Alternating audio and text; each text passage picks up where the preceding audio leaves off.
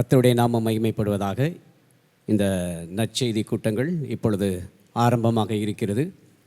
ஜீவவார்த்தை ஆலயத்தின் சார்பிலே மதுரை பலகானத்திலிருந்து மாடக்குளம் செல்லும் வழியிலே இருக்கிற ஜீவவார்த்தை ஆலயத்தின் சார்பாக இந்த நற்செய்தி கூட்டங்கள் இப்பொழுது ஏற்பாடு செய்யப்பட்டிருக்கிறது.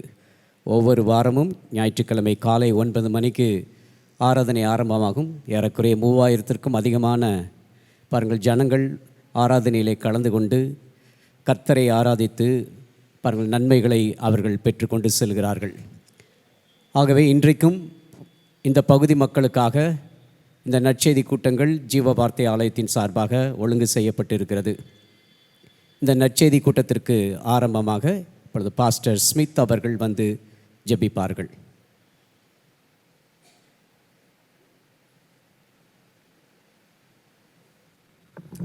ஜெபம் பண்ணுவோம். பரலோக பிதாவே, ஆண்டவரை இயேசுவின் நாமத்திலே உம்மிடத்தில் வருகிறோம். ஆண்டவரே, இந்த வேளைக்காய் உமக்கு ஸ்தோத்திரம். இன்றைக்கு உம்முடைய சுவிசேஷத்தை கேட்பதற்கு எத்தனையோ பேர் கூடி வந்திருக்கிறார்கள். உம்மை அறியாதவர்கள். இன்றைக்கு உண்மையே அவர்களுக்கு வெளிப்படுத்த வேண்டும் என்று ஜெபிக்கிறோம். ஆண்டவரே, அவருடைய மனக்கண்களை நீர் திறந்தருள வேண்டும். சுவிசேஷத்தின் ஒளி அவர்களுடைய இருதயங்களில் பிரகாசிக்க வேண்டும் என்று ஜெபிக்கிறோம். ஆண்டவரே, பாவத்தின் அடிமைத்தனத்திலிருந்து ஜனங்கள் விடுதலை பெறட்டும், மீட்பை பெற்றுக்கொள்ளட்டும். ஆண்டவரே, இருளின் அதிகாரத்திலிருந்து விடுதலை ஆக்கப்பட்டு அன்பின் குமாரனுடைய ராஜ்யத்துக்கு உட்படப்படட்டும். இன்றைக்கு அதற்காக ஜெபிக்கிறோம். ஆண்டவரே, பலவிதமான கஷ்டங்களிலே வந்திருக்கிற ஜனங்களுக்காக ஜெபிக்கிறோம். ஆண்டவரே, நீர் உதவி செய்ய வல்லவராக இருக்கிறீர், நல்லவராக இருக்கிறீர். அதை காண உதவி செய்யும். இன்றைக்கு அவர்களுக்கு ஒரு பெரிய ஆறுதல் தேர்தல் உண்டாவதாக. உண்மையிலேயே உம்முடைய பிரசன்னத்தினாலே அவர்களை பலப்படுத்தும். பிரச்சனைகள்லாம் உமக்கு முன்பாக ஒன்றுமே இல்லை. ஆண்டவரே, நாங்கள் உமக்கு முன்பாக அதை சமர்ப்பிக்கிறோம். நீரே எல்லாவற்றையும் பார்த்து கொள்ளும். மீதியான வேலையை பொறுப்பெடுத்து ஆசீர்வதியும். உம்முடைய பிரசனம் இங்கே தங்கியிருப்பதாக. உமக்கே எல்லா துதிகான மகிமை செலுத்துகிறோம். ஆண்டவரே, இயேசுவின் நாமத்தில் ஜெபிக்கிறோம். ஆமென்.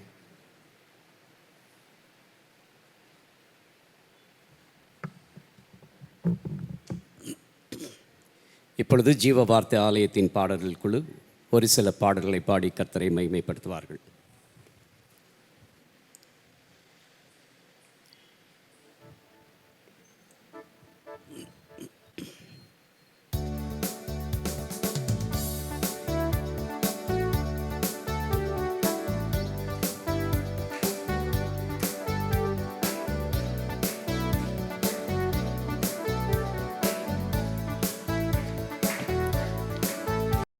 போக்கவே சாபங்கள் நீக்கவே பூலோகம் வந்தாரையா. மனிதரை மீட்கவே பரலோகம் திறக்கவே சிலுவையை சுமந்தாரையா. பாவங்கள் போக்கவே சாபங்கள் நீக்கவே பூலோகம் வந்தாரையா. மனிதனை மீட்கவே பரலோகம் திறக்கவே சிலுவையை சுமந்தாரையா. கண்ணீரை துடைத்தாரையா, சந்தோஷம் தந்தாரையா. கண்ணீரை துடைத்தாரையா, சந்தோஷம் தந்தாரையா. எந்தன் இயேசுவே, எந்தன் இயேசுவே, எந்தன் இயேசுவே, எந்தன் இயேசுவே, எந்தன் இயேசுவே, எந்தன் இயேசுவே, எந்தன் இயேசுவே, எந்தன் இயேசுவே.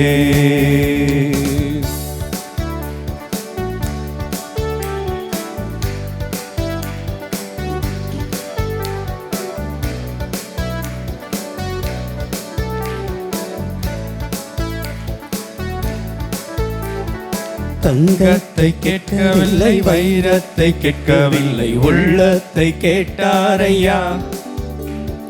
ஆஸ்தியை கேட்கவில்லை, அந்தஸ்தை கேட்கவில்லை, உள்ளத்தை கேட்டாரையா. தங்கத்தை கேட்கவில்லை, வைரத்தை கேட்கவில்லை, உள்ளத்தை கேட்டாரையா. ஆஸ்தியை கேட்கவில்லை, அந்தஸ்தை கேட்கவில்லை, உள்ளத்தை கேட்டாரையா. நான் தேடி போகவில்லை, என்னை தேடி வந்தாரையா. நான் தேடி போகவில்லை, என்னை தேடி வந்தாரையா. எந்தன் இயேசுவே, எந்தன் இயேசுவே, எந்தன் இயேசுவே, எந்தன் இயேசுவே, எந்தன் இயேசுவே, எந்தன் இயேசுவே, எந்தன் இயேசுவே, எந்தன் இயேசுவே.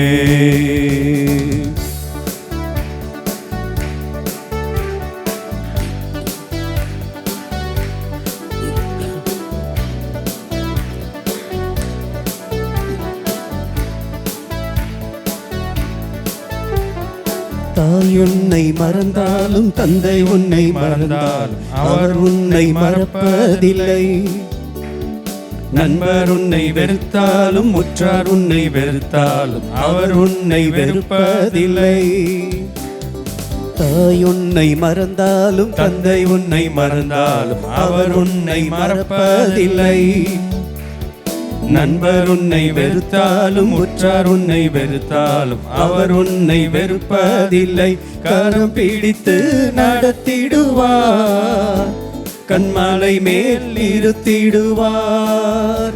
கரம் பிடித்து நடத்திடுவார், கண்மலை மேல் இருத்திடுவார்.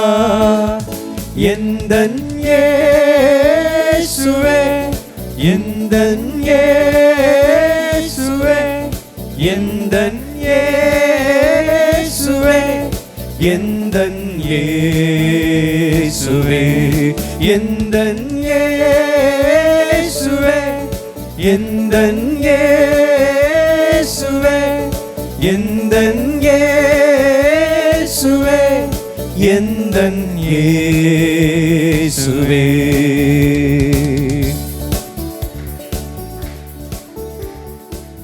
நாம் யாவரும் கரங்களை தட்டி கர்த்தரை மகிமைப்படுத்துவோம். ஹல்லேலூயா, ஹல்லேலூயா, ஹல்லேலூயா, ஹல்லேலூயா.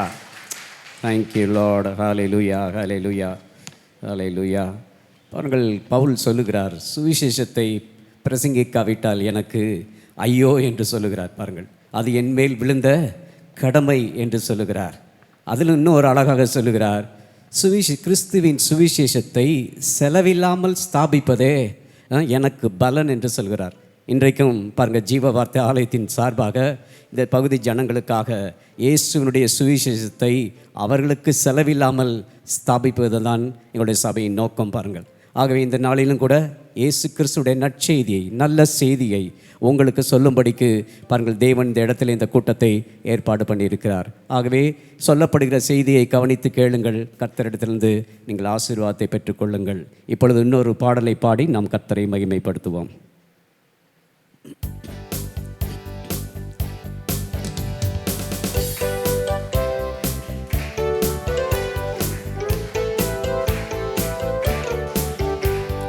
இயேசு ராஜா வந்திருக்கிறார், எல்லோரும் கொண்டாடுவோம், கைதட்டி நாம் பாடுவோம். இயேசு ராஜா வந்திருக்கிறார், எல்லோரும் கொண்டாடுவோம், கைதட்டி நாம் பாடுவோம். கொண்டாடுவோம், கொண்டாடுவோம், கவலைகள் மறந்து நாம் பாடுவோம். கொண்டாடுவோம், கொண்டாடுவோம், கவலைகள் மறந்து நாம் பாடுவோம். இயேசு ராஜா வந்திருக்கிறார், எல்லோரும் கொண்டாடுவோம், கைதட்டி நாம் பாடுவோம். கூப்பிடு நீ பதில் கொடுப்பார், குறைகளெல்லாம் நிறைவாக்குவார். கூப்பிடு நீ பதில் கொடுப்பார். குறைகளெல்லாம் நிறைவாக்குவார். உண்மையாக தேடுவோரின் உள்ளத்தில் வந்திடுவார். உண்மையாக தேடுவோரின் உள்ளத்தில் வந்திடுவார். கொண்டாடுவோம் கொண்டாடுவோம், கவலைகள் மறந்து நாம் பாடுவோம். கொண்டாடுவோம் கொண்டாடுவோம், கவலைகள் மறந்து நாம் பாடுவோம். இயேசு ராஜா வந்திருக்கிறார், எல்லோரும் கொண்டாடுவோம். கைதட்டி நாம் பாடுவோம். மனதுருக்கம் உடையவரே, மன்னிப்பதில் வல்லளவர். மனதுருக்கம் உடையவரே, மன்னிப்பதில் வல்லளவர். உன்னினைவாய் இருக்கின்றார், ஓடிவா என் மகனே. உன்னினைவாய் இருக்கின்றார், ஓடிவா என் மகளே. கொண்டாடுவோம் கொண்டாடுவோம், கவலைகள் மறந்து நாம் பாடுவோம். கொண்டாடுவோம் கொண்டாடுவோம், கவலைகள் மறந்து நாம் பாடுவோம். இயேசு ராஜா வந்திருக்கிறார், எல்லோரும் கொண்டாடுவோம். கைதட்டி நாம் பாடுவோம். கண்ணீரெல்லாம் துடைத்திடுவார், கரம் பிடித்து நடத்திடுவார். உன் கண்ணீரெல்லாம் துடைத்திடுவார், கரம் பிடித்து நடத்திடுவார். எண்ணமெல்லாம் ஏக்கமெல்லாம் இன்றே நிறைவேற்றுவார். உன் எண்ணமெல்லாம் ஏக்கமெல்லாம் இன்றே நிறைவேற்றுவார். கொண்டாடுவோம் கொண்டாடுவோம், கவலைகள் மறந்து நாம் பாடுவோம். கொண்டாடுவோம் கொண்டாடுவோம், கவலைகள் மறந்து நாம் பாடுவோம். இயேசு ராஜா வந்திருக்கிறார், எல்லோரும் கொண்டாடுவோம். கைதட்டி நாம் பாடுவோம். நோய்களெல்லாம் நீக்கிடுவார், நொடி பொழுதே சுகம் தருவார். உன் நோய்களெல்லாம் நீக்கிடுவார், நொடி பொழுதே சுகம் தருவார். பேய்களெல்லாம் நடுநடுங்கும் பெரியவர் திருமுன்னே. இந்த பேய்களெல்லாம் நடுநடுங்கும் பெரியவர் திருமுன்னே. கொண்டாடுவோம் கொண்டாடுவோம், கவலைகள் மறந்து நாம் பாடுவோம். கொண்டாடுவோம் கொண்டாடுவோம், கவலைகள் மறந்து நாம் பாடுவோம். இயேசு ராஜா வந்திருக்கிறார், எல்லோரும் கொண்டாடுவோம். கைதட்டி நாம் பாடுவோம். இயேசு ராஜா வந்திருக்கிறார், எல்லோரும் கொண்டாடுவோம். கைதட்டி நாம் பாடுவோம்.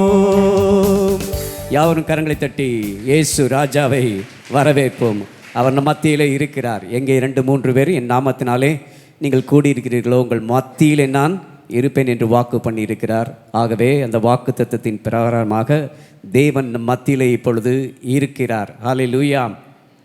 பாருங்கள், தேவன் பாருங்கள் அன்றைக்கும் இன்றைக்கும் அவர் நன்மை செய்கிறவராயும் பிசாசின் வல்லமையில் அகப்பட்ட யாவரையும் குணமாக்குகிறவராயும் சுற்றி திரிந்தார் என்று இயேசுவை குறித்து பாருங்கள் வேதம் சொல்லுகிறது. பாருங்கள், அவர் நன்மை செய்கிறவர்.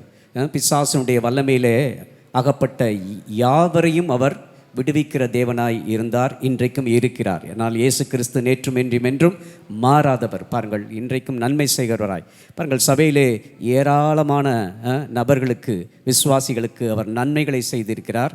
அப்படிப்பட்ட ஒருவர் பிரதர் சங்கர் அவர்கள் அவருடைய வாழ்க்கையிலே தேவன் செய்த நன்மைகளை இப்பொழுது சாட்சியாக நம் முன் பகிர்ந்து கொள்வார்கள்.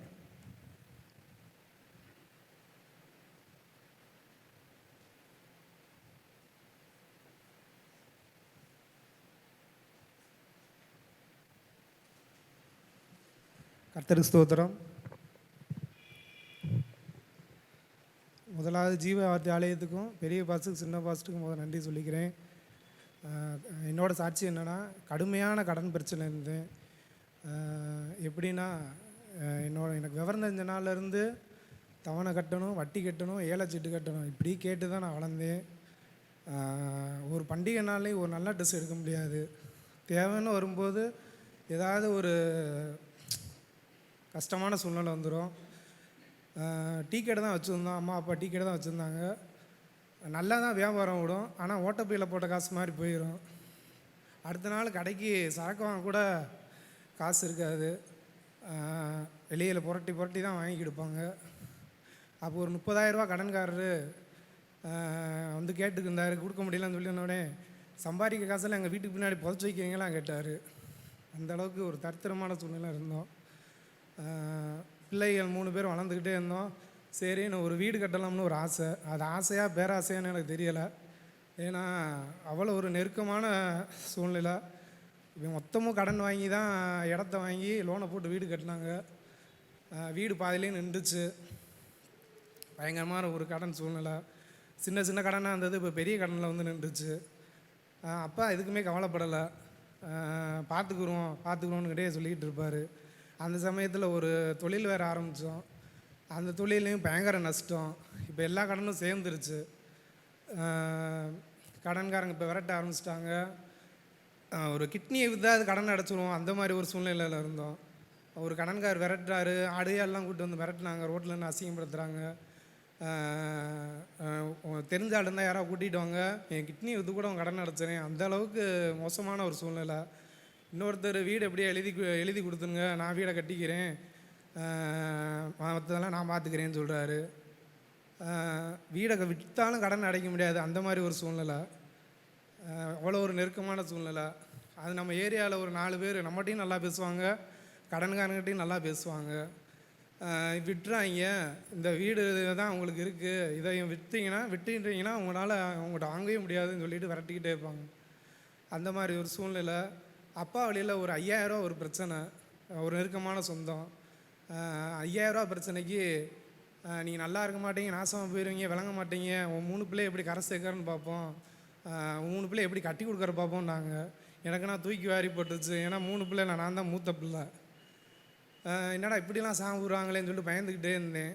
அடுத்து எப்படியா கடன்காரங்களை எப்படியாவது கொடுத்துருவோன்னு சொல்லிட்டு அம்மா வழியில் ஒரு நெருக்கமான சொந்தம் கொஞ்சம் லெட்ரு எழுதுனாங்க. அந்த நேரத்தில் கொஞ்சம் கடன் இருக்குது, ரொம்ப கழுத்து நெரிக்கிற மாதிரி இருக்குது, எப்படியாவது கொடுத்து உதவுங்க அப்படின்னு சொல்லிட்டு லெட்ரு எழுதுனாங்க. கண்ணீரோடு தான் எழுதுனாங்க. எல்லா சூழ்நிலையுமே நான் அவங்க கூட இருந்திருக்கேன்.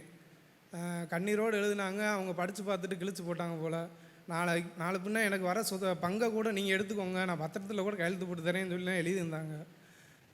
கிழிச்சு போட்டாங்க போல். அடுத்து ஒரு சில நாட்கள் அவங்கள சந்திரிக்கிற மாதிரி சூழ்நிலை வந்துச்சு. இந்த மாதிரி லெட்ரு எழுதுனே வந்துச்சான்னு கேட்டாங்க. இல்லை அப்படிலாம் எதுவும் இல்லை இப்பான்னு சொல்லி கடந்து போயிட்டாங்க. எல்லா பக்கமும் கைவிடப்பட்ட நிலமை.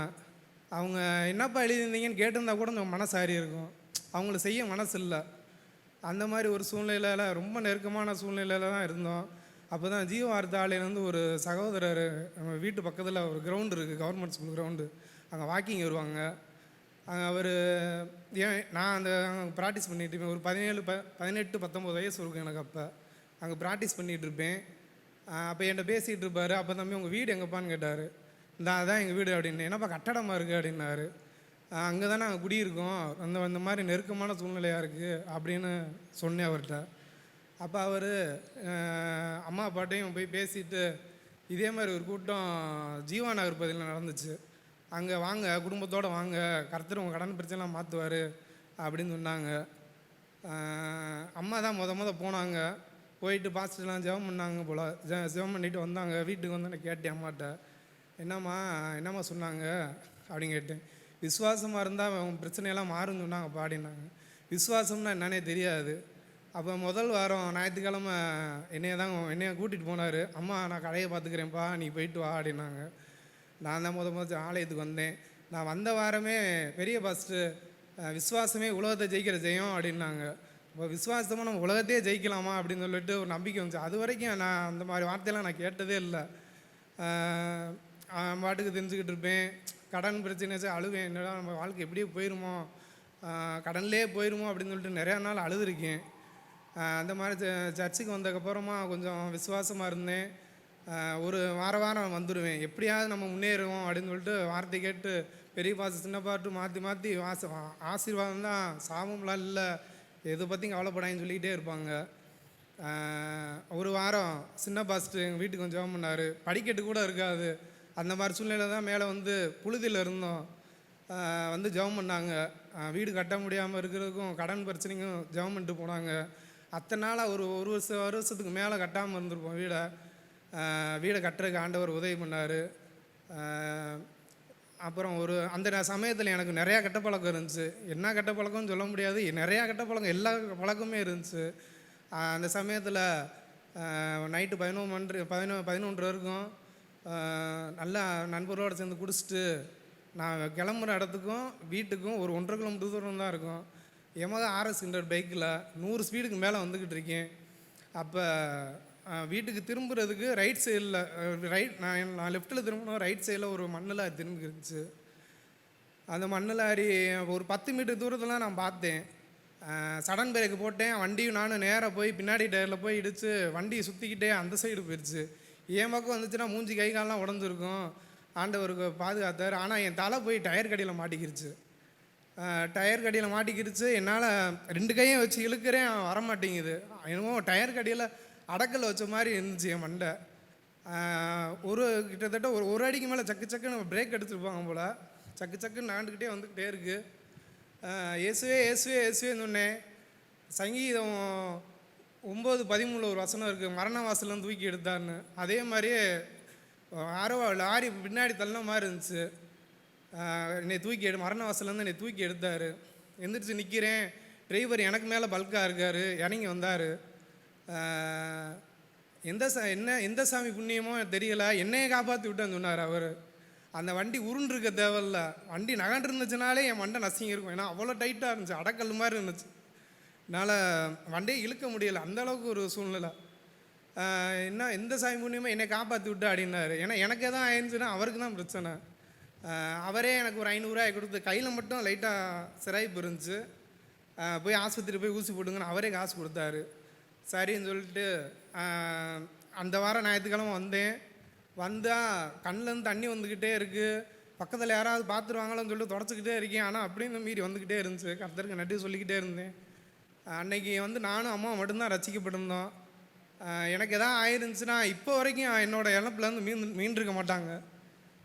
அவ்வளோ கடன் பிரச்சனை இருக்குது, எல்லாமே இருக்குது. அப்புறம் என்னோட இழப்பு இருந்துச்சுன்னா கண்டிப்பாக அவங்க மீண்டு வந்திருக்க மாட்டாங்க. அந்த மாதிரி விஷயம் இல்லை. அடுத்து ஒரு சில வருஷத்தில் ஒரு தொழில் ஆரம்பித்தோம். சின்ன பசங்க ஜெபம் பண்ணாங்க. தெரியாத தொழில் தான், கொஞ்சம் நெருக்கமான சூழ்நிலையில் தான் ஆரம்பித்தோம். ஒரு 4-5 மாதம் கஷ்டமாக தான் இருந்துச்சு, கடுமையாக இருந்துச்சு. அப்போ ஆண்டவரேன்னு ஜெபம் பண்ணேன். தம்பி, கடன்காரங்க எல்லாத்தையும் கடன்காரங்க விரட்டுறாங்க, அதுக்கெல்லாம் நீங்கள் ஜெபம் பண்ணீங்க, கடனே இல்லாமல் நீங்கள் ஆக்குங்க ஆண்டவரேன்னு எனக்கே ஜெபம் பண்ண எப்போ ஆண்டவன் உணர்த்தினார்.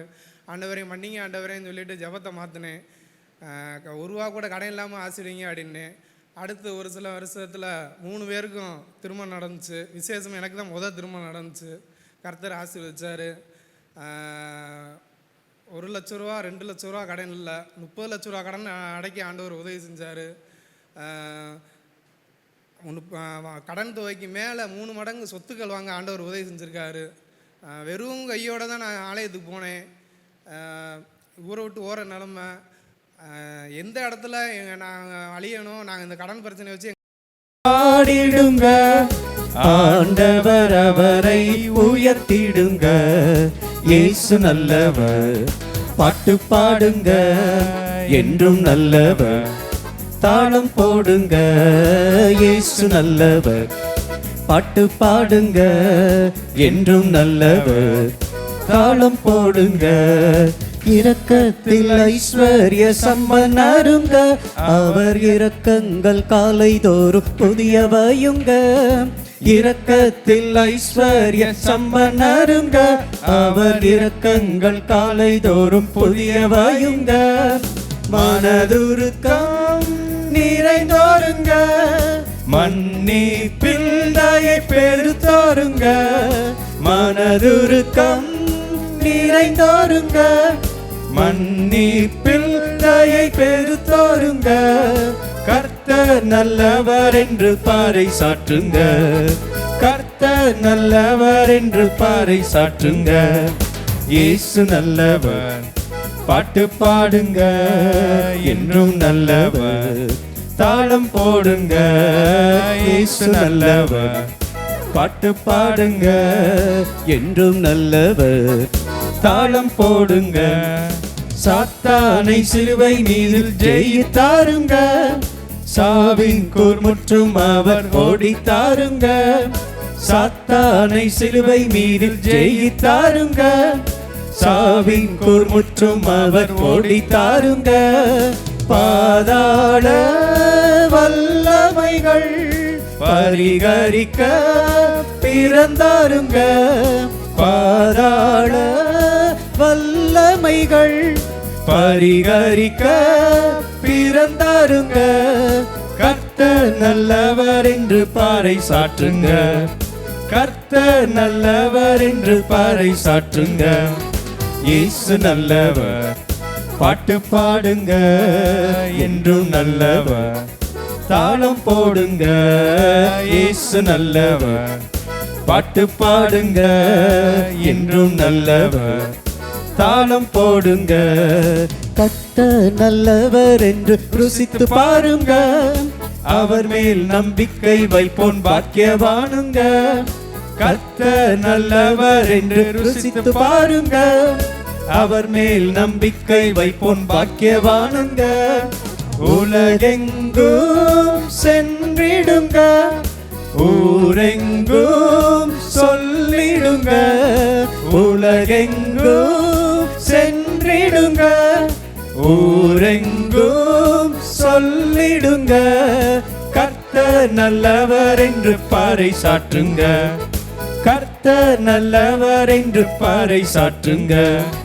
இயேசு நல்லவர், பாட்டு பாடுங்க, என்றும் நல்லவர். தாளம் போடுங்க, இயேசு நல்லவர். பாட்டு பாடுங்க, என்றும் நல்லவர். தாளம் போடுங்க. ஆனந்த கீதங்கள் பாடிடுங்க, ஆண்டவர் அவரை உயர்த்திடுங்க. ஆனந்த கீதங்கள் பாடிடுங்க, ஆண்டவர் அவரை உயர்த்திடுங்க. இயேசு நல்லவர், பாட்டு பாடுங்க, என்றும் நல்லவர். தாளம் போடுங்க, இயேசு நல்லவர். பாட்டு பாடுங்க, என்றும் நல்லவர். தாளம் போடுங்க. நாம் யாவரும் கரங்களை தட்டி கர்த்தரை ஸ்தோத்தரிப்போம். ஹalleluya, ஹalleluya, ஹalleluya, ஹalleluya. இப்பொழுதும் நம்முடைய சபையின் போதகர் பாஸ்டர் சாலமன் அவர்கள் இப்பொழுது தேவனுடைய செய்தியை கொண்டு வருவார்கள்.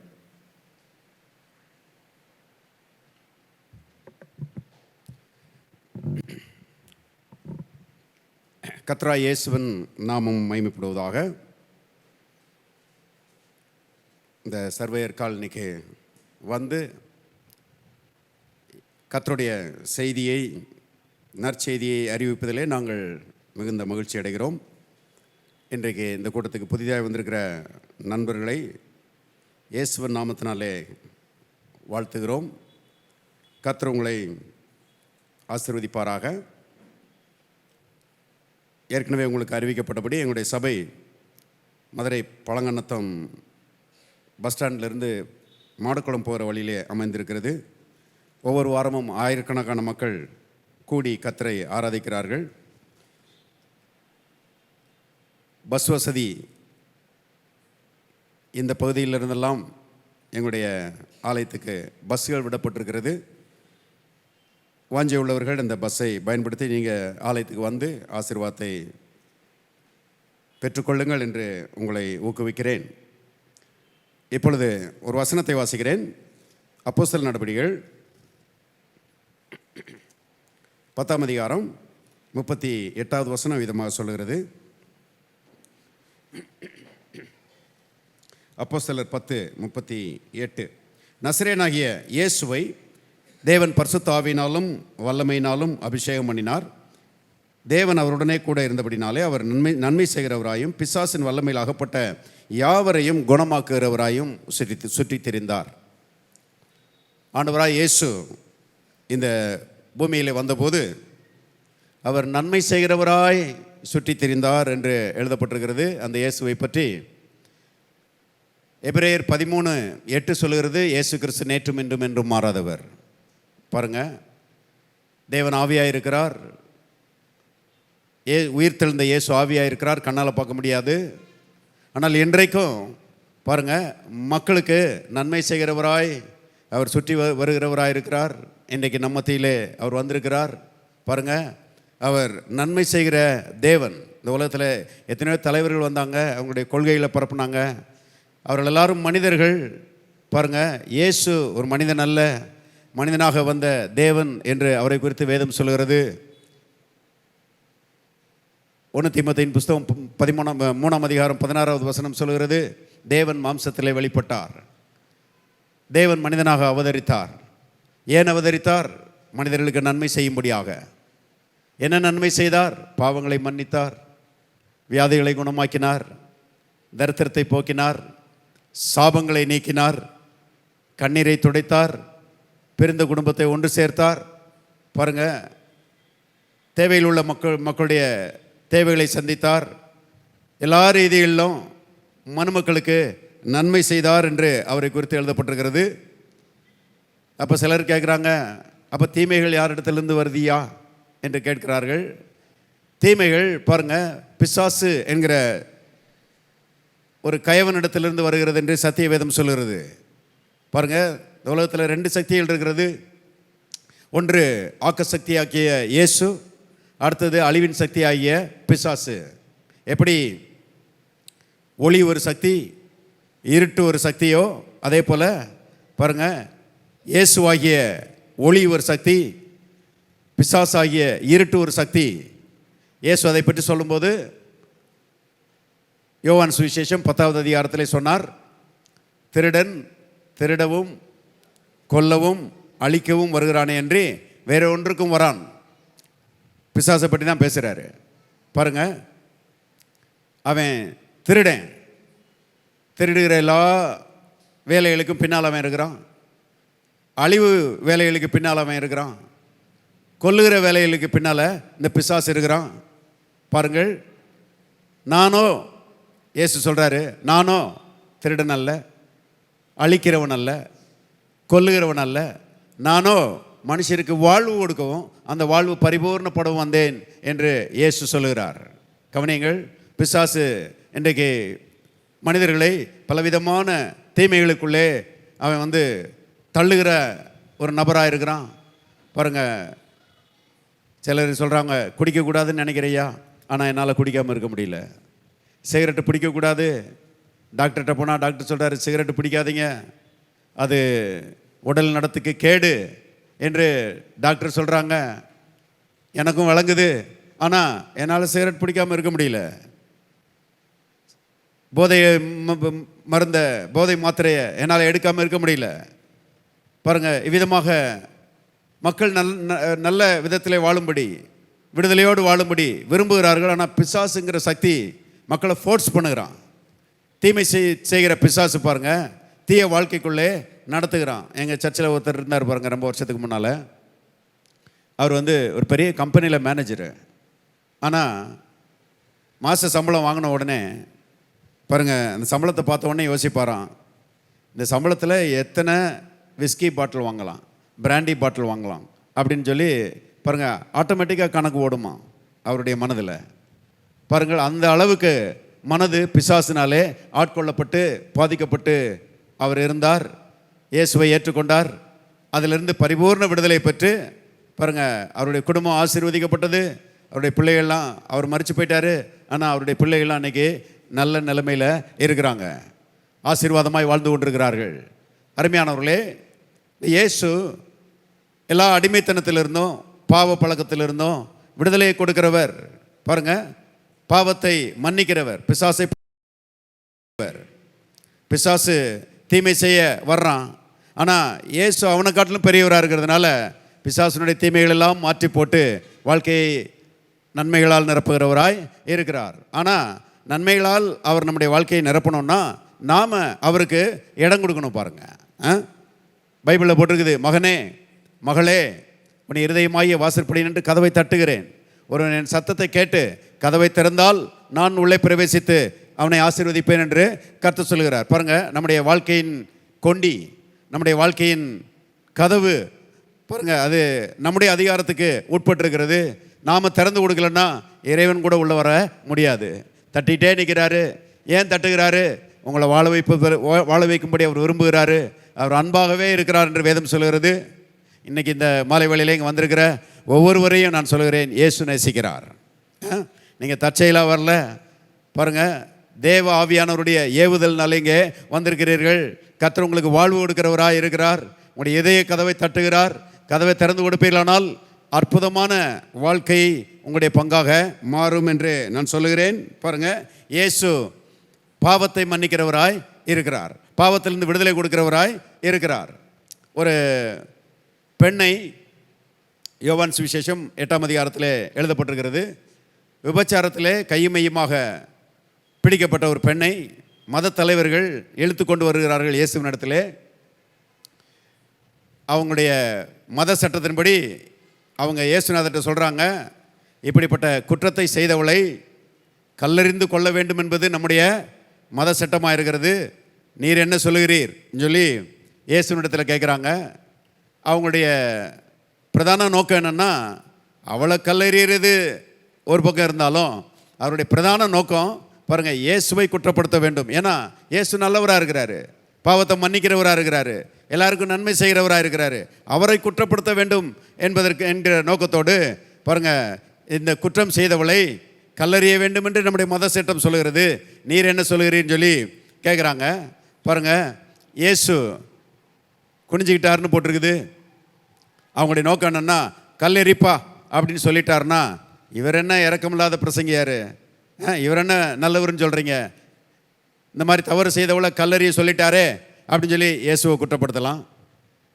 கல்லெறிய வேண்டாம் அப்படின்னு சொல்லிட்டா இவர் மத சட்டத்துக்கு புறம்பாக செயல்படுகிறார்னு சொல்லி அவரை குற்றப்படுத்தலாம். எப்படியாவது அவரை குற்றப்படுத்தணும் என்கிற ஒரு நோக்கத்தோடு பாருங்கள் இயேசுவினிடத்தில் வருகிறார்கள். இயேசு பாருங்கள் நிமிர்ந்து பார்த்து ஒரு வார்த்தை சொன்னார். என்னன்னா, உங்களில் பாவம் இல்லாதவன் முதலாவது கல்லை அவள் மேல் எரிய கடவன் என்று சொன்ன மாத்திரத்தில் வேதத்தில் அருமையாக எழுதப்பட்டிருக்கிறது, அவர்கள் எல்லாரும் மனசாட்சினாலே குத்தப்பட்டவர்களாய். ஏன்னா எல்லாரும் தவறு செஞ்சுருக்கிறாங்க இல்லையா? பாருங்கள், எல்லாரும் குற்றம் செய்திருக்கிறார்கள். குற்றம் செய்யாதவர்கள் யாருமே கிடையாது, பாவம் செய்யாதவர்கள் யாருமே கிடையாது. ஆகவே எல்லாரும் மனசாட்சினாலே குத்தப்பட்டவர்களாகி கல்லெல்லாம் எடுத்துகிட்டு வந்தவங்க கல்லெல்லாம் கீழே போட்டுட்டு பெரியவர்கள் முதற்கொண்டு சிறியவர்கள் வரைக்கும் இடத்த காலி பண்ணிட்டாங்க, எல்லாரும் போயிட்டாங்க. யாரும் அந்த பெண்ணு மேலே கல்லை எரியலை. அந்த பெண் நின்று கொண்டிருக்கிறாள்.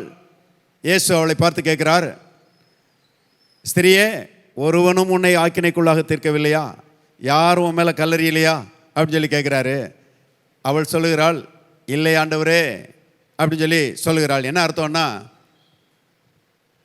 அவங்களுக்கெல்லாம் என் மேலே கல்லறிவதற்கு உரிமை இல்லை, ஏன்னா எல்லாரும் தவறு செய்திருக்கிறார்கள். ஆனால் நீர் பாவம் செய்யாத பரிசுத்தர், நீர் என் மேலே கல்லறியலாம், உமக்கு உரிமை இருக்கிறது என்கிற பாருங்க ஒரு எண்ணத்தோடு அவர்கள் எல்லாரும் கல்லெறியவில்லை ஆண்டவரே என்று அவள் சொல்லுகிறாள்.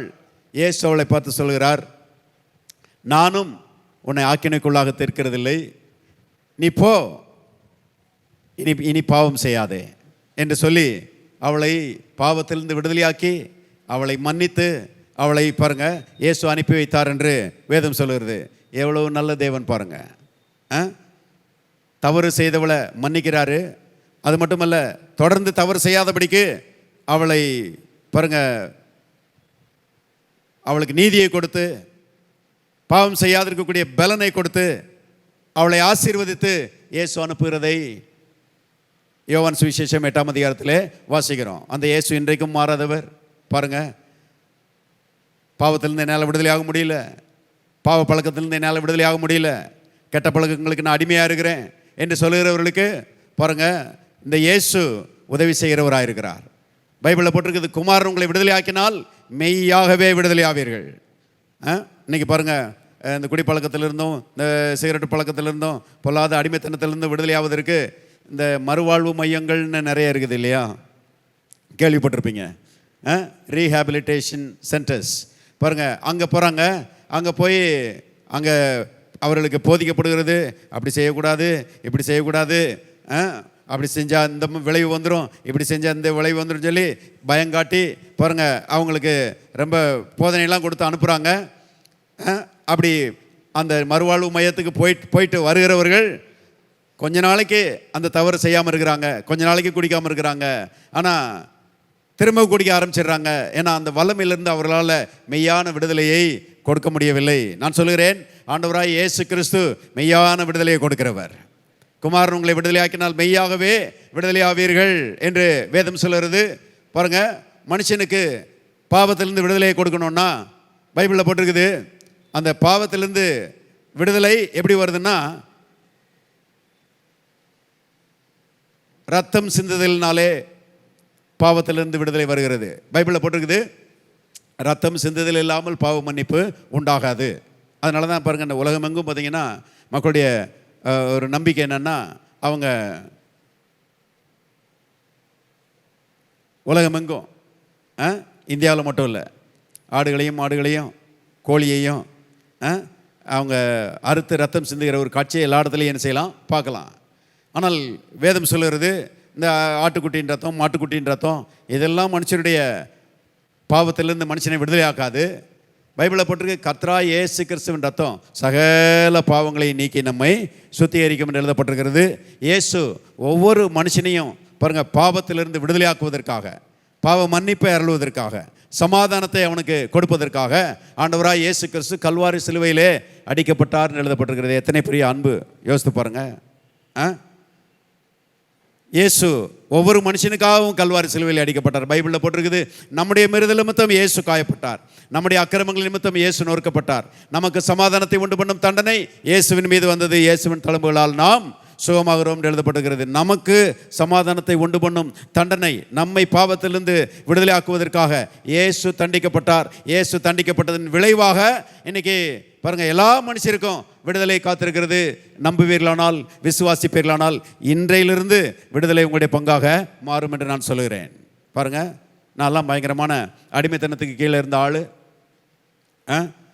குடிப்பழக்கம், சிகரெட்டு பழக்கம், பாருங்கள் சினிமாவுக்கு போகிறது, இல்லாத கெட்ட பழக்கங்களே கிடையாது. அப்படிப்பட்ட கெட்ட பழக்கங்களுக்கு அடிமையாக இருந்த நான் பாருங்கள் இயேசுவை ஏற்றுக்கொண்டேன். இயேசுவே என் உள்ளத்துக்குள்ளே வாரும் என்று அவருக்கு அழைப்பு கொடுத்தேன். இயேசு என் உள்ளத்துக்குள்ளே வந்தார். என்னைக்கு இயேசு என் உள்ளத்துக்குள்ளே வந்தாரோ அன்றைக்கு அருமையானவர்களே ஒரு பரிபூர்ணமான விடுதலையை நான் பெற்றேன். அதிலிருந்து எல்லா பாவ பழக்கமும் என்னை விட்டு ஓடி போயிடுச்சு. ஒளி வந்தபோது இருட்டு போக மாட்டேன்னு சொல்ல போகிறதில்ல இல்லையா? உங்கள் வீட்டுக்குள்ளே போகிறீங்க, லைட் ஆன் பண்ணுறீங்க, ரூமுக்குள்ளே போகிறீங்க, ஒரே இருட்டாக இருக்குது, லைட் ஆன் பண்ணுறீங்க, இருட்டு போக மாட்டேன்னு சொல்லுதா? லைட்டை போட்டவுடனே இப்படிங்கிறதுக்குள்ளே இருட்டுன்னு செய்யுது, போய் விடுகிறது. ஒளியின் சக்தி இருளின் சக்தியை பார்க்கலாம் பெரியது. அதே போல் அருமையானவர்களை இயேசு கிறிஸ்துனுடைய வல்லமை பாவத்தின் வல்லமை பார்க்கலாம் பெரியது. எப்பேற்பட்ட பாவ பழக்கமாக இருந்தாலும் அதிலிருந்து உங்களுக்கு விடுதலை உண்டு. அருமையானவர்களே, கர்த்தர் சமாதானத்தை அருளி உங்களை ஆசீர்வதிக்கிறவராய் இருக்கிறார். அது மட்டுமல்ல, இயேசு வியாதிகளை குணமாக்குகிறவராய் இருக்கிறார். அந்த ஒரு நன்மை, பாவ மன்னிப்பு என்கிற ஒரு நன்மை, அது முதலாவது நன்மை. பாருங்கள், ரெண்டாவது நன்மை பாருங்கள், அவர் வியாதிகளை குணமாக்குகிறவராய் இருக்கிறார். எப்பேற்பட்ட வியாதியாக இருந்தாலும் சுகமாக்குகிற தேவன் இயேசு கிறிஸ்து. எங்கள் சபைக்கு ஆயிரக்கணக்கான மக்கள் வருகிறார்கள். பாருங்கள், கொடிய வியாதியிலிருந்து விடுதலையானவர்கள் எத்தனையோ பேர் இருக்கிறாங்க. ஒரு அம்மா நரிமேட்டிலேருந்து வருவாங்க. அவங்களுக்கு இதே ராஜாஜி ஹாஸ்பிட்டலில் 4th ஸ்டேஜ் கேன்சர், கேன்சர் வந்து 4வது நிலை, அதான் கடைசி நிலைன்னு சொல்கிறாங்க. அதுக்கு மேலே செத்து போயிடுவாங்க ஆள். அப்படிப்பட்ட ஒரு நிலையில் ராஜாஜி ஹாஸ்பிட்டல்லேருந்து பாருங்கள் சொல்லிட்டாங்க, நாங்கள் பண்ண வேண்டியதெல்லாம் பண்ணிட்டோம், இனிமேல் உங்கள் கடவுள் தான் உங்களை காப்பாற்றணும், அதனால் போய் நீங்கள் உங்கள் வீட்டில் ரெஸ்ட் எடுக்கலாம் அப்படின்னு சொல்லி அனுப்பி வச்சுட்டாங்க.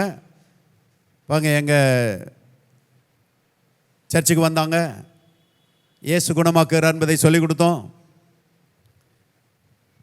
விசுவாசித்தாங்க. இயேசு கல்வாரி சிலுவையில் பாவத்தை மட்டுமல்ல வியாதிகளையும் சுமந்து தீர்த்தார். அவர் பாவத்தை சுமந்ததுனால நாம் பாவத்தை சுமக்க வேண்டியதில்லை, அவர் வியாதியை சுமந்து தீர்த்ததுனால நாம் வியாதியை சுமக்க வேண்டிய அவசியம் இல்லை என்பதை அந்த அம்மாவுக்கு சொல்லிக் கொடுத்தோம். அந்த அம்மா நம்பினாங்க. அருமையானவர்களே, இன்றைக்கு 10 ஆண்டுகளுக்கு மேலே ஆகிவிட்டது, உயிரோடு இருக்கிறாங்க, நல்லா இருக்கிறாங்க, பரிபூர்ணமாக சுகமாயிடுச்சு. அருமையானவர்களே, இப்படி எத்தனையோ சொல்ல முடியும். ஆண்டவராய் இயேசு கிறிஸ்து பாருங்கள் வியாதிகளை குணமாக்குகிறவராய் இருக்கிறார். அவருடைய வல்லமை, அவருடைய அபார வல்லமை எல்லா வியாதிகளையும் சுகமாக்குறதாய் இருக்கிறது. ஒரு குஷ்டரோகி ஒருத்தன் மத்தேயு 8ஆம் அதிகாரத்தில் எழுதப்பட்டிருக்கிறது, இயேசுவினிடத்தில் வந்தான், அவனை பற்றி எழுதப்பட்டிருக்கிறது, அவன் குஷ்டரோகம் நிறைந்தவனாயிருந்தான் என்று எழுதப்பட்டிருக்கிறது. பாருங்கள், குஷ்டரோகத்திலே முத்தின நிலைமை, ரொம்ப முத்தி போச்சு குஷ்டரோகம். அப்படிப்பட்ட நிலைமையில் இயேசுநாதர்கிட்ட வர்றான். இயேசுட்ட கேட்குறான், என்ன கேட்குறான்னா, என்னை குணமாக்க உமக்கு சித்தமானால் என்னை சுத்தமாக்கும் அப்படின்னு சொல்லி கேட்குறான். ஆண்டவரே, என்னை குணமாக்குவது உமக்கு சித்தமாக இருக்குமானால் என்னை குணமாக்கும், உமக்கு சித்தமானால் என்னை சுத்தமாக்கும் அப்படின்னு சொல்லி கேட்குறான். அவனுக்குள்ளே என்னென்னா ஒரு குற்ற உணர்வு. நீர் என்னைய நேசிக்க முடியுமா? நான் பொல்லாதவன், பெரிய பாவங்களெல்லாம் செஞ்சுருக்கிறேன், அது நிமித்தம் குஷ்டரோகம் என்னை பிடித்து கொண்டது, என்னை குணமாக்குவதற்கு வல்லமை இருக்கிறது என்பது தெரியும், என்னை சுத்தமாக்க உம்மால் ஆகும். அவருடைய வல்லமையின் மேலே அவனுக்கு எந்த சந்தேகமும் கிடையாது, அவர் சர்வ வல்லமை உள்ளவர் பாருங்க. ஆனால் என்னை குணமாக்குவது, நான் இவ்வளோ பொல்லாத மனுஷனாக இருந்திருக்கிறேன், இவ்வளோ பெரிய பாவங்களை செஞ்சுருக்கிறேன், என்னை குணமாக்குவது உம்முடைய சித்தமா அப்படின்னு சொல்லி அவனுக்குள்ளே ஒரு கேள்வி பாருங்கள், ஒரு குற்ற உணர்வு அவனுக்குள்ளே இருந்தது. இயேசு உடனே அவனை பார்த்து சொல்கிறாரு, எனக்கு சித்தம் உண்டு, சுத்தமாகு அப்படின்னு சொல்கிறாரு. வேதத்தில் எழுதப்பட்டிருக்கிறது, உடனே குஷ்டரோகம் அவனை விட்டு நீங்கிட்டு. பாருங்கள், குஷ்டரோகம் அது இன்றைக்கி கூட நவீன காலத்தில் கூட அதை பரிபூர்ணமாக சுகமாக்குவதற்கு மருந்து கண்டுபிடிக்கப்படவில்லை என்று சொல்கிறாங்க. அவ்வளவு கொடிய வியாதி, அதுலேயும் அவன் ரொம்ப முத்தின ஸ்டேஜ். இயேசு சொல்கிறார், எனக்கு சித்தம் உண்டு, சுத்தமாகுன்னு சொன்ன மாத்திரத்தில் பாருங்கள் பரிபூர்ணமாய் அவன் சுகமடைந்தான் என்று வேதம் சொல்கிறது. இந்த மாலை வேளையிலே உங்களுடைய வியாதி எதுவாகவும் இருக்கலாம், கிட்னி வியாதியாக இருக்கலாம், ஹார்ட் வியாதியாக இருக்கலாம், பாருங்கள் லிவர் ப்ராப்ளமாக இருக்கலாம், இன்டெஸ்டைன் ப்ராப்ளமாக இருக்கலாம், லங் ப்ராப்ளமாக இருக்கலாம், எந்த ப்ராப்ளமாக இருந்தாலும் இயேசு கிறிஸ்து பரிபூர்ணமாய் சுகமாக்க வல்லவராக இருக்கிறார். இன்றைக்கே அவர் சுகமாக்க முடியும் உங்களை. பாருங்கள், ஒரு மனுஷன் ஐனேயா என்கிற ஒரு மனுஷன் திமிர்வாதமாய் கட்டிலில் படுத்து கிடந்தானா. பேதுரு என்கிற ஊழியக்காரன் அவனை போய் சந்தித்து அவனை பார்த்து சொல்கிறான், ஐனேயாவே இயேசு கிறிஸ்து உன்னை குணமாக்குகிறார் என்று சொல்கிறான். பாருங்கள், அவர் குணமாக்கி மரித்து அடக்கம் பண்ணப்பட்டு உயிரோடு எழுந்துட்டார். அதுக்கு பிறகு பாருங்கள், பல வருஷங்களுக்கு பிறகு பேதுரு ஐனேயாவை பார்த்து சொல்கிறான், ஐனேயாவே இயேசு கிறிஸ்து இன்றைக்கு உன்னை குணமாக்குகிறார். சொன்ன மாத்திரத்தில் திமிர்வாதத்திலிருந்து விடுதலை ஆகிட்டான். 8 ஆண்டுகளாக பாருங்கள் அவன் படுத்த படுக்கையாக இருந்தானா, அவன் பரிபூர்ணமாக சுகமடைந்தான் என்று அப்போஸ்தலர் நடவடிக்கையிலே எழுதப்பட்டிருக்கிறது. நான் உங்களை பார்த்து சொல்கிறேன், இன்றைக்கி இயேசு கிறிஸ்து உங்களை குணமாக்குகிறார். பாருங்கள், நம்புவீர்களானால் இன்றைக்கே விடுதலை வந்துவிடும், நல்ல ஆரோக்கியமும் சுகமும் உங்களுடைய வாழ்க்கையின் பங்காக மாறிவிடும் என்பதை தெரிந்து கொள்ளுங்கள். பாருங்கள், இன்னொரு சம்பவம் சொல்லப்பட்டிருக்கிறது. எரிகோ என்கிற ஊருக்கு இயேசு வருகிறார்.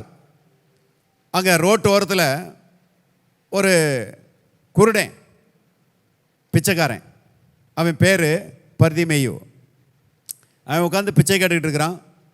அங்கே ஆட்கள் சந்தடி போக்குவரத்து ரொம்ப அதிகமாக இருக்குது. ஆகவே கேட்குறான், என்னங்க ஒரே சந்தடியாக இருக்குது அப்படின்னு சொல்லி கேட்குறான்.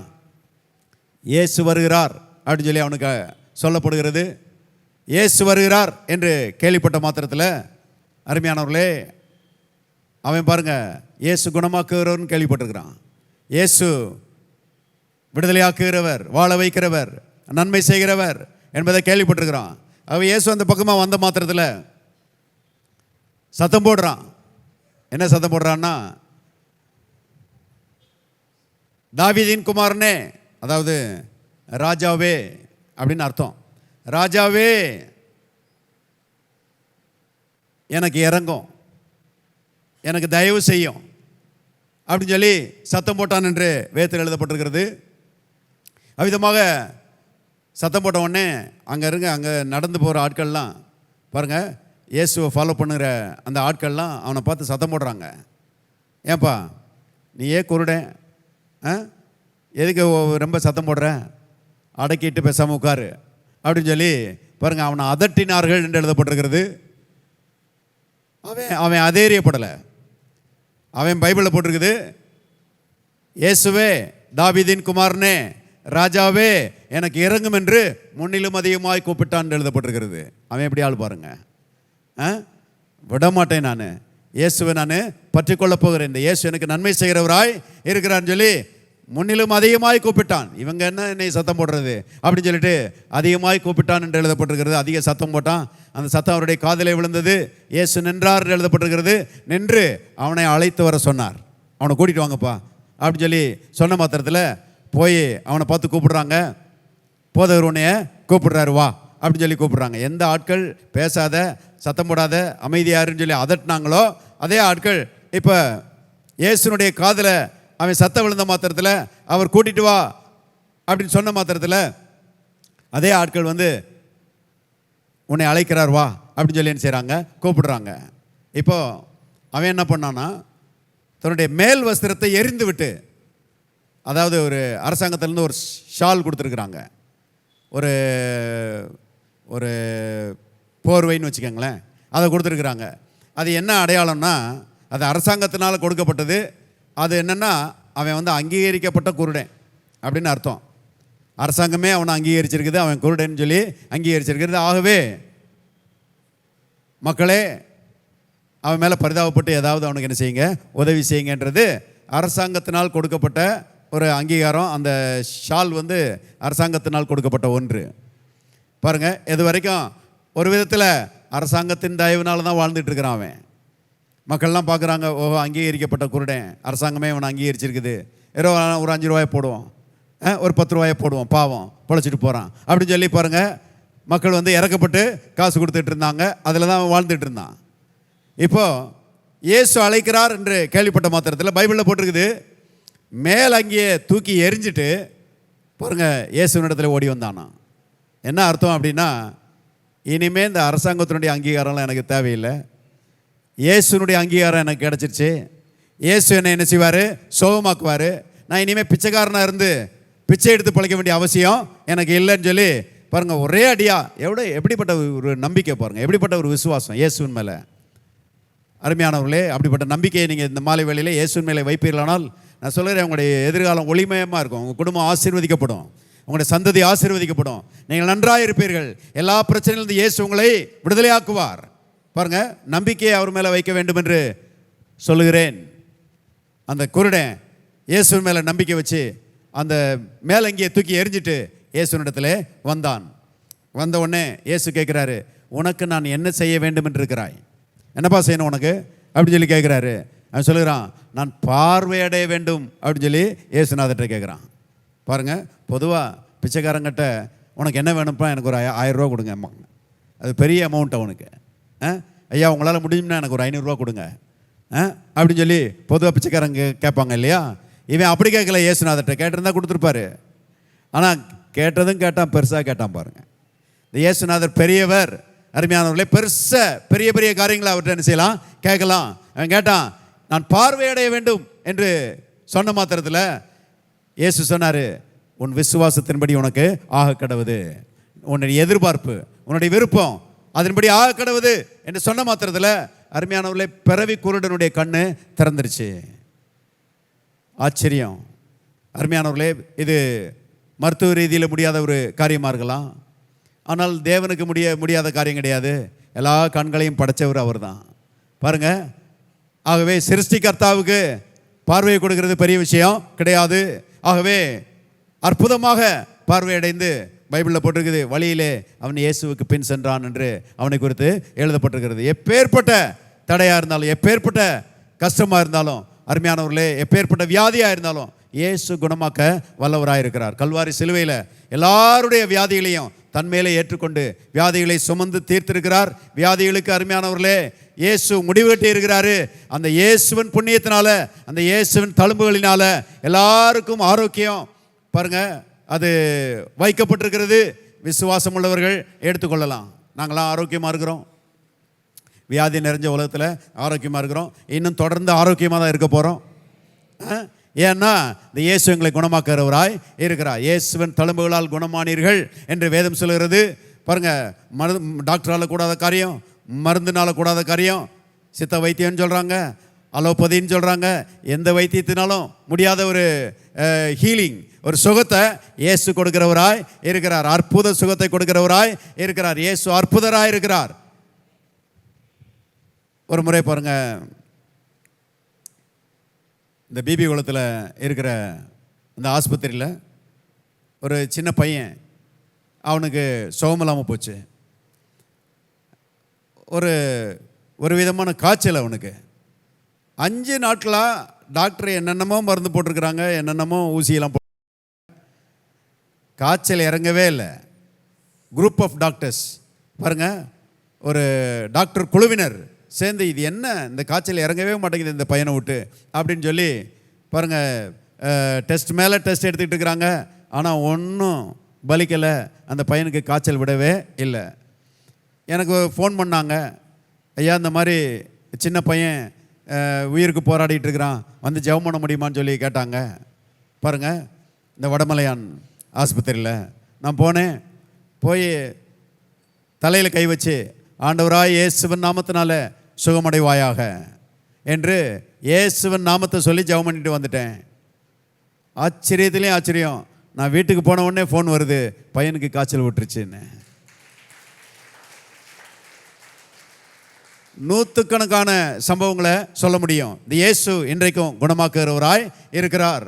நம்பிக்கை வைப்பீர்களானால் பாருங்கள், மாத்திரை மருந்தெல்லாம் எடுக்காமலே நீங்கள் நல்லா ஆரோக்கியமாக இருக்கலாம். இயேசு உங்களை பாருங்கள் சுகத்தோடு பலத்தோடு காத்துக்கொள்ள வல்லவராக இருக்கிறார். எத்தனை ஆண்டுகள் இந்த உலகத்தில் நீங்கள் இருந்தாலும் அத்தனை ஆண்டுகளும் ஆரோக்கியமாக இருக்க கர்த்தர் உங்களுக்கு பலன் கொடுக்கிறவராய் இருக்கிறார். பாருங்கள், பாவத்தை மன்னிக்கிற இயேசு, பாவத்தை மன்னித்து நன்மை செய்கிற இயேசு, வியாதியை குணமாக்கி நன்மை செய்கிற இயேசு. மூன்றாவதாக பாருங்கள், தரித்திரத்தை போக்கி நன்மை செய்கிறவராய் அவர் இருக்கிறார். சகோதரனுடைய சாட்சியை கேட்டீங்க இல்லையா? என்ன அற்புதமான சாட்சி பாருங்கள். அதாவது வாழ்வதற்கு வழியே இல்லை என்கிற ஒரு நெருக்கடியான நிலைமையிலிருந்து இயேசுவை விசுவாசித்து இன்றைக்கி பாருங்கள் ஆசீர்வாதம் நிறைந்த ஒரு நிலைமையில் வாழ்ந்து கொண்டிருக்கிறாரு. இதையும் சொல்லப்போனால் எத்தனையோ அருமையானவர்களே சாட்சிகளை சொல்ல முடியும்.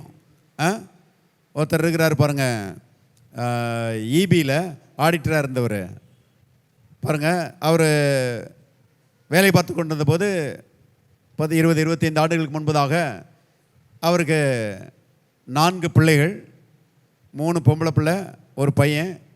பாருங்கள், இவர் சீட்டாடுவாராம். சீட்டாடி குடிப்பழக்கம் அவருக்கு இருந்தது. ஆகவே சீட்டாட்டத்துலேயும் குடிப்பழக்கத்துலேயும் சம்பளத்தெல்லாம் செலவழிச்சிருவாராம். விராட்டிபத்தில் ஒரு வாடகை வீட்டில் இருந்தாராம். அந்த 4 பிள்ளைகளும் ராத்திரி படுத்திருப்பாங்களாம். பாருங்கள், சின்ன சின்ன பிள்ளைகள். இவருக்கு வேறு வயிற்று வலி. டாக்டர் சொன்னாராம், உனக்கு வயிற்று வலி ரொம்ப சீரியஸான கண்டிஷனில் இருக்குது, ஆப்ரேஷன் பண்ணணும்னு சொல்லி டாக்டர் சொல்லிட்டாராம். ஆகவே கையில் காசு கிடையாது, சம்பாத்தியமெல்லாம் பாருங்கள் சீட்டாட்டத்தில் போயிடுது, குடிப்பழக்கத்தில் போயிடுது, வீட்டுக்கு கொண்டு வர முடியல. இந்த பிள்ளைகள்லாம் தூங்கிட்டு இருக்கிறது போது இவருக்கு தூக்கம் வராதான். எலும்பி உட்காந்து பாருங்கள் அந்த பிள்ளைகளை பார்த்து அழுவாராம். எனக்கோ வயிற்று வலியாக இருக்குது, நான் செத்து போயிட்டேன்னா இந்த பிள்ளைகளெல்லாம் யார் பாதுகாப்பா? கடன் பிரச்சனை வேறு. அந்த நாட்களில் 25 ஆண்டுகளுக்கு முன்பதாக 40,000 ரூபா அவர் சொல்கிறார், தகுதிக்கு மிஞ்சின ஒரு கடன் பாரம். அது வேற என்னை அழுத்தி கொண்டிருந்தது என்று அந்த மாதிரி ஒரு நிலைமையில் இருந்த மனுஷன் பாருங்கள். அந்த மூத்த பொண்ணு பாருங்கள், யார் மூலமோ இயேசுவை பற்றி கேள்விப்பட்டு சர்ச்சுக்கு வந்துச்சான். அந்த பொண்ணு பாருங்கள், அப்பா நீங்களும் வாங்க, நல்லா அருமையாக சொல்லி கொடுக்குறாங்க. இயேசுவை விசுவாசிச்சா நம்ம விடுதலை ஆயிடுவோம், இயேசுவை விசுவாசிச்சா நம்ம நல்லா ஆயிடுவோம் அப்படின்னு சொல்லி கொடுக்குறாங்க. வாங்கன்னு சொல்லி பாருங்கள், அந்த ஐயாவை அந்த பொண்ணு கூட்டிகிட்டு வந்துச்சு. அவர் வந்து சர்ச்சுக்கு வந்தார், வசனத்தை கேட்டார், இயேசுவை விசுவாசித்தார். அருமையான இன்றைக்கி அந்த 4 பிள்ளைகளும் திருமணமாகி எல்லாரும் நல்லா இருக்கிறாங்க. அவர் அதை காட்டிலும் நல்லா இருக்கிறாரு பாருங்கள். குடும்பமாக ஆசீர்வாதமாய் இருக்கிறார்கள். கடன் பிரச்சனையிலேருந்து டோட்டலாக விடுதலையாக இருக்கிறாங்க. இயேசு கடன் பிரச்சனையிலேருந்து விடுதலை கொடுக்கிறவராய் இருக்கிறார் பாருங்கள். கடன், வட்டி, பாரம், பற்றாக்குறை, இல்லாமை இவைகள் எல்லாவற்றையும் போக்கி ஆசீர்வதித்து நிரம்பி வழிகிற அனுபவத்தை கொடுக்குற ஆண்டவராய் இயேசு இருக்கிறாரு. ஒரே ஒரு சம்பவத்தை மட்டும் சொல்லி முடிக்கிறேன் பாருங்கள். பேதுரு என்கிற ஒரு மனிதனை குறித்து லூக்கா 5ஆம் அதிகாரத்தில் நான் வாசிக்கிறோம். எல்லாம் வாசிக்கிறதுக்கு நேரம் இல்லை, சொல்லிட்டு போகிறேன், கவனிங்கள். லூக்கா 5ஆம் அதிகாரத்தில் பேதுரு என்கிற மனுஷன் மீன் பிடிக்கிறவன் பாருங்கள். ராத்திரியெல்லாம் வலை போட்டிருக்கிறான், ஒரு மீன் கூட பிடிக்கல. ஒரு மீன் கூட அகப்படாத ஒரு நிலைமையில் விடிய காலத்தில் வெற்று வலையை அலசிக்கிட்டு இருக்கிறான். வெறுமையான உள்ளத்தோடு இருக்கிறான், விரக்தி நிறைஞ்ச மனதோடு இருக்கிறான். அந்த மாதிரி நேரத்தில் பைபிளில் போட்டிருக்குது, இயேசு அங்கே வந்தார்ன்னு எழுதப்பட்டிருக்கிறது. இயேசு அற்புதமான தேவன் பாருங்கள். எங்கே தேவையோ அங்கே வருகிற கடவுள். யாருக்கு விடுதலை வேணுமோ அவர்களுக்கு விடுதலையை கொடுக்கும்படி தேடி வருகிற ஆண்டவர். கேள்விப்பட்டிருக்கிறீங்களா? தேடி வந்த தெய்வம்னு. தேடி வந்த தெய்வம் இயேசு கிறிஸ்து. இன்றைக்கும் அவர் தேடி வந்து மக்களை விடுதலையாக்கி ஆசீர்வதிக்கிறவராய் இருக்கிறார். இந்த பேதுரு இயேசுவை பற்றி அவனுக்கு தெரியவும் தெரியாது பாருங்கள். இயேசு வருவாருன்னு சொல்லி அவன் எதிர்பார்க்கவும் இல்லை, ஆனால் வந்துட்டார், இவனை தேடி வர்றாரு. அங்கே நிறைய கூட்டம் வந்துச்சு. அவங்களுக்கு வசனத்தை போதிக்கும்படி அந்த பேதுருட்ட கேட்டார், அப்பா அவன் படகு கொடுப்பா, அந்த படகுல நின்று நான் பிரசங்கம் பண்ணிக்கிறேன் அப்படின்னு சொல்லி கேட்டார். கேட்டுட்டு அந்த படகை கொஞ்சம் உள்ளே தள்ளி விடுப்பான்னு சொல்லி கேட்டார். தள்ளி விட்டான். அதில் நின்று இயேசு பிரசங்கம் பண்ணார் பாருங்கள். நன்மையான காரியங்களை பாருங்கள் இயேசு பிரசங்கம் பண்ணார். வல்லமையான பிரசங்கமாய் அன்றைக்கு அவருடைய பிரசங்கம் இருந்தது. பிரசங்கத்தை இவனும் கேட்டுக்கிட்டு இருந்தான், படகு கொடுத்துட்டு இந்த பேதுருவும் கேட்டுக்கிட்டு இருந்தான் பாருங்கள். பிரசங்கம் முடிஞ்சிருச்சு, கூட்டத்தை முடிச்சுட்டு ஆட்களை அனுப்பி விட்டுட்டு அந்த படகை கொடுத்தானே பேதுரு, அவனுக்கு வெறும் படகையே திரும்ப கொடுக்கக்கூடாது அப்படின்னு சொல்லி இயேசு நினைத்து அவனை பார்த்து சொன்னார், ஆழத்திலே தள்ளி கொண்டு போய் வலைகளை போடுங்கள் அப்படின்னாரு. கவனிங்க, ஆழத்திலே தள்ளி கொண்டு போய் வலைகளை போடுங்கள்னு சொன்ன மாத்திரத்தில் பேதுரு சொன்னான், ஐயரே ரா முழுவதும் வலை போட்டு ஒரு மீன் கூட அகப்படலை. எத்தனையோ முறை வலையை போட்டேன், ஒரு மீன் கூட சிக்கலை. ஆனால் உம்முடைய வார்த்தையின்படி நீர் சொல்லிட்டீரு, நீர் பேசினதை பார்த்தா அதிகாரம் நிறைந்த வார்த்தைகளை நான் கேட்டிருக்கிறேன், வல்லமை நிறைந்த வார்த்தைகளை கேட்டிருக்கிறேன், இது ஆசீர்வாதம் நிறைந்த வார்த்தைகள். ஆகவே உம்முடைய வார்த்தையின்படி வலையை போடுறேன்னு சொல்லி ஆழத்தில் தள்ளி கொண்டு போய் வலையை போட்டான் பாருங்க. ஒரு வாட்டி தான் போட்டான். போட்டால் பாருங்கள் வலை முழுவதும் மீன்கள். பைபிளில் போட்டிருக்குது, அவர்கள் இழுக்க முடியல, வலை கிழிந்து போகத்தக்கதாக திரளான மீன்கள். அந்த மீன்களை அள்ளி படகுல போட்டால் 2 படகு அமலத்தக்கதாக படகை நிரப்பினார்கள் என்று எழுதப்பட்டிருக்கிறது. 1 மாதம் பிடிச்சா கூட பாருங்கள் இவ்வளோ மீன் பிடிக்க முடியாது. ஆனால் ஒரே தடவையில் அவ்வளோ மீன்களை கொடுத்தாரு. இந்த இயேசு பாருங்கள் ஐஸ்வர்யத்தின் தேவன். நீங்கள் பல வருஷங்களாக கஷ்டப்பட்டு சம்பாதிக்கிற பணத்தை பாருங்கள் ஒரே மாதத்தில் உங்களுக்கு கொடுக்க முடியும். கர்த்தருடைய ஆசீர்வாதமே ஐஸ்வர்யத்தை தரும். கர்த்தர் அதனுடைய வேதனையை கூட்டார்னு எழுதப்பட்டிருக்கிறது. வேதனை இல்லாத ஒரு ஐஸ்வர்யத்தை அருமையான இந்த இயேசு கொடுக்கிறவராய் இருக்கிறார். ஆகவே அந்த பேதுருடைய வாழ்க்கையில் பெரிய கேட்ச். சரித்திரத்தில் அவனுடைய வாழ்க்கை சரித்திரத்தில் இப்படி ஒரு அற்புதம் நடந்ததே இல்லை. சரித்திரத்தை மாற்றி அமைக்கிறவர் தான் இயேசு. எங்கள் வாழ்க்கை சரித்திரம்லாம் ரொம்ப மோசமான சரித்திரம் ஐயா, கடன் பிரச்சனையில் நாங்கள் அவதிப்படுகிறோன்னு சொல்கிறீங்களா? அருமையான அந்த சரித்திரத்தையே மாற்றி கடன் கொடுக்கிறவர்களாக கர்த்தர் உங்களை மாற்றுவார். அநேகருக்கு உதவி செய்கிறவர்களாக, ஏராளம் மிச்சம் இருக்கிறதை பாருங்கள் அனுபவிக்கிறவர்களாக கர்த்தர் உங்களை மாற்ற வல்லவராக இருக்கிறார். பைபிளில் போட்டிருக்குது, கல்வாரி சிலுவையில் அவர் அடிக்கப்பட்ட போது மனுக்குலத்தினுடைய எல்லா தரித்திரத்தையும் சுமந்து தீர்த்தாராம். தரித்திரத்தை விளக்கணுன்னா 3 காரியங்களை சொல்லலாம். ஒன்று, குடிக்கிறதுக்கு ஒன்றும் இல்லை, அடுத்தது சாப்பிட்றதுக்கு ஒன்றும் இல்லை, அடுத்தது உடுத்துறதுக்கு ஒன்றும் இல்லை, இல்லையா? சாப்பிட்றதுக்கு ஒன்றும் இல்லை, குடிக்கிறதுக்கு ஒன்றும் இல்லை, உடுத்துறதுக்கு ஒன்றும் இல்லை. இதுதான் தரித்திரத்தினுடைய விளக்கம். இயேசு கல்வாரி சிலுவையில் பாருங்கள், தாகமுற்றவராய் தொங்கினார், தாகமாக இருக்கிறேன்னு சொன்னார். அது மட்டும் இல்லை, அறையில் கட்டுவதற்கு துணி இல்லாமல் அவர் சிலுவையிலே தொங்கினார் என்று எழுதப்பட்டிருக்கிறது. ஆகவே குடிக்கிறதுக்கு ஒன்றும் இல்லை, அவர் 24 மணி நேரமாக ஒன்றும் சாப்பிடல. 3 நேரம் சாப்பிட்லன்னா வயிறு எப்படி பசிக்கும் பாருங்கள். 24 மணி நேரமும் ஒன்றும் சாப்பிடல. அது மட்டும் இல்லை, உடுத்துறதுக்கு ஒன்றும் இல்லாதவராய் கல்வாரி சிலுவையில் ஒட்டுமொத்த தரித்திரத்தையும் சுமந்து தேர்த்திருக்கிறாரு, உங்கள் சார்பாக, என் சார்பாக. ஏன்னா நீங்கள் தரித்திரத்தில் அவதிப்படக்கூடாது, நான் தரித்திரத்தில் அவதிப்படக்கூடாது. அவருடைய ஐஸ்வர்யத்தை பெற்று இந்த உலகத்தில் ஐஸ்வர்யவான்களாய் வாழும்படி இயேசு விரும்பி நமக்காக கல்வாரி சிலுவையில் தரித்திரத்தை சுமந்து தேர்த்திருக்கிறார். மிகப்பெரிய நற்செய்தி. இந்த நற்செய்தியை வேற எங்கேயும் நீங்கள் கேட்க முடியாது. இது வேதத்திலே சொல்லப்பட்டிருக்கிற நற்செய்தி. நம்புவீர்களானால் அருமையானவர்களை, ஐஸ்வர்யம் என்கிற நன்மை உங்களை தேடி வரும். 3 காரியங்களை நான் சொன்னேன். பாவம் மன்னிப்பு என்கிற நன்மையை இயேசு தருகிறாரு. வியாதியிலிருந்து சுகம் என்கிற நன்மையை இயேசு தருகிறாரு.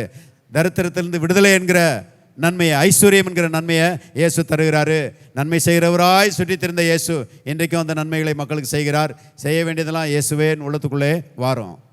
கடந்த காலத்தில் நான் செய்த தவறுகளை மன்னியும், என்னை உம்முடைய பிள்ளையாக ஏற்றுக்கொள்ளும் என்று பாருங்கள், இதயத்தை திறந்து இந்த இயேசுவுக்கு அழைப்பு கொடுப்பீர்களானால் பாருங்கள், மகத்தான எதிர்காலம் உங்களுடையதாக மாறும். ரட்சிப்பு உங்களுடையதாக மாறும். விடுதலை, பாவ மன்னிப்பு, சமாதானம், ஆரோக்கியம், ஐஸ்வர்யம் உங்களுடைய வாழ்க்கையின் பங்காக மாறுவதை நீங்கள் காண்பீர்கள். நீங்கள் ஆசீர்வதிக்கப்பட்டவர்களாக இருக்கிறது மட்டுமல்ல, மற்றவர்களுக்கு நீங்கள் ஆசீர்வாதமாக இருக்கும்படி கர்த்தர் உங்களை ஆசீர்வதிப்பார். ஹல்லேலூயா. எல்லாரும் கண்களை மூடி ஜெபிப்போம். ஹல்லேலூயா. Praise the Lord.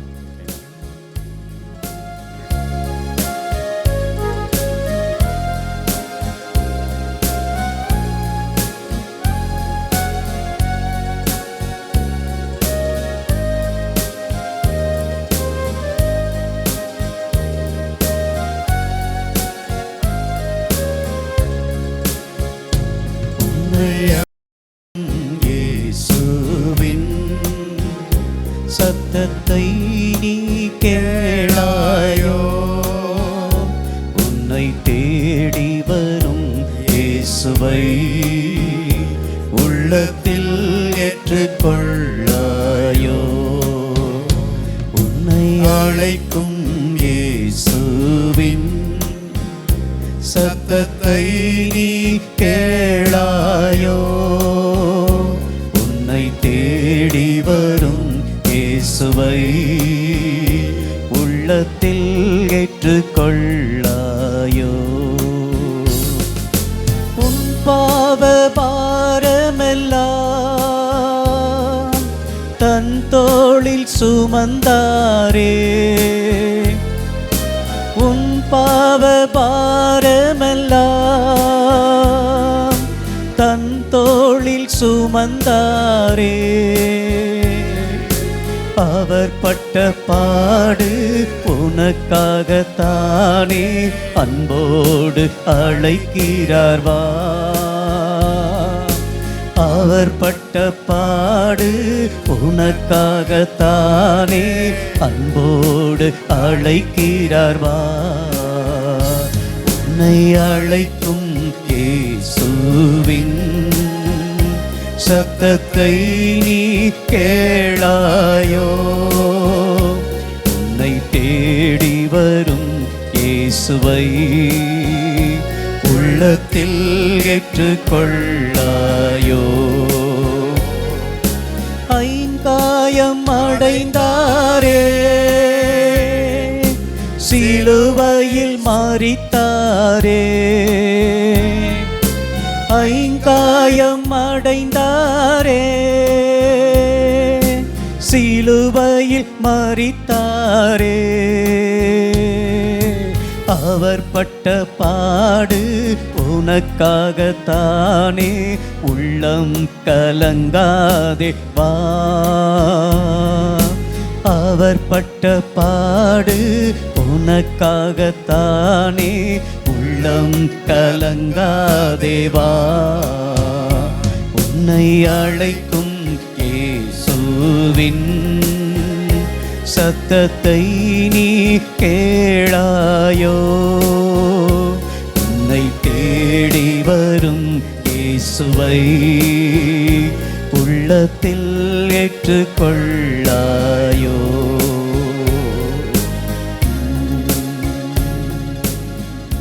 Thank you, Lord. Thank you, Lord. Thank you, Lord. வேதத்தில் எழுதப்பட்டிருக்கிறது, நம்மில் ஒருவருக்கும் அவர் தூரமானவர் அல்லவே. நம் பக்கத்தில் தான் இருக்கிறாரு. பைபிளில் போட்டிருக்கிறது, நாம் தடவியாயிலும் கண்டுபிடிக்கத்தக்கதாக நாம் ஒருவருக்கும் அவர் தூரமானவர் அல்லவே. அதாவது தடவுனா 1.5 அடி தான் தடவுவோம் பாருங்கள், அதுக்குள்ளே தான் இயேசு இருக்கிறாரு. இன்றைக்கி அவருடைய வார்த்தைகளை கேட்டீர்கள், செய்ய வேண்டியதெல்லாம் இயேசுவே என் உள்ளத்துக்குள்ளே வாரோம். எனக்கு நன்மை செய்கிறவராய், என்னை விடுதலையாக்குகிறவராய், என்னை சுகமாக்குகிறவராய், என்னை ஆசீர்வதிக்கிறவராய், என் கண்ணீரை துடைக்கிறவராய், என் குடும்பத்தை வாழ வைக்கிறவராய் நீர் இருக்கிறேன், நான் விசுவாசிக்கிறேன், என் உள்ளத்துக்குள்ளே வாரும் என்று ஒரு சின்ன அழைப்பு பாருங்கள். சின்ன பிள்ளை அப்பாட்ட கேட்குற மாதிரி, இயேசுவே என் உள்ளத்துக்குள்ளே வாரும் என்று அழைப்பு கொடுங்கள். வாழ்க்கை புரட்சிகரமான மாற்றத்தை உடையதாக மாறிடும். வியாதியெல்லாம் ஓடி போயிடும் பாருங்கள், எல்லா பிரச்சனைகளும் மறைஞ்சு போயிடும், எல்லா தீமைகளும் ஓடி போயிடும், வாழ்க்கை நன்மையினால் நிரப்பப்படும். ஜெபிப்போம். பரலோகத்தின் தகப்பனே, நன்றியோடு நாங்கள் துதிக்கிறோம். கர்த்தாவே, நல்ல இந்த மாலை வேளைக்காக உமக்கு நன்றி, நல்ல வார்த்தைகளுக்காக உமக்கு நன்றி. உம்முடைய பிரசன்னத்திலே கர்த்தாவே நாங்கள் கூடி வந்து உம்மை ஆராதிக்க, உம்முடைய வார்த்தைகளை கேட்க, கர்த்தாவே நீர் நல்லவர் என்பதை அறிந்து கொள்ள எங்களுக்கு கர்த்தாவே கிருபை செய்தபடியால் உமக்கு நன்றி. ஆண்டவரே, உமக்கு ஸ்தோத்திரம். வந்திருக்கிற மக்கள் யாவரையும் ஆசீர்வதிப்பீராக. ரட்சிப்பையும் விடுதலையும் பாவ மன்னிப்பையும் சமாதானத்தையும் ஆரோக்கியத்தையும் ஐஸ்வர்யத்தையும் நன்மைகளையும் அவருடைய சார்பாக நாங்கள் கட்டவிழ்த்து விடுகிறோம். இயேசுவின் நாமத்தினாலே ரட்சிப்பு, விடுதலை, பாவ மன்னிப்பு உண்டாவதாக. தகப்பனே, உமக்கு ஸ்தோத்திரம். மக்கள் ஆசீர்வதிக்கப்படுவார்களாக. வாழ்க்கையில் ஒரு பெரிய மாற்றம் உண்டாவதாக. கர்த்தாவே, பெரிய காரியங்களை செய்கிறீர், ஆசீர்வதிக்கிறீர். ஒளிமயமான எதிர்காலத்துக்கு நேராக நடத்தும்படி நான் ஜெபிக்கிறேன். இதுமாக செய்கிறபடி ஆளுமுக்கு நன்றி. இயேசுவின் நாமத்தில் பிதாவே, ஆமேன். இந்த கூட்டங்கள் இதோடு முடிவடைகிறது. ஜெபிக்க வேண்டும் என்று விரும்புகிறவர்கள் ஜெபிக்க முன் வரலாம். இயேசு ராஜாவுக்கே, இயேசு ராஜாவுக்கே, இயேசு ராஜாவுக்கே. கர்த்தர் உங்களை ஆசீர்வதிப்பார். இலவசமாக உங்களுக்காக ஜெபிப்போம். ஜெபிக்க வேண்டும் என்று விரும்புகிறவர்கள் முன்னால் வாங்க, உங்களுக்காக ஜெபிக்க நாங்கள் ஆயத்தமாக இருக்கிறோம்.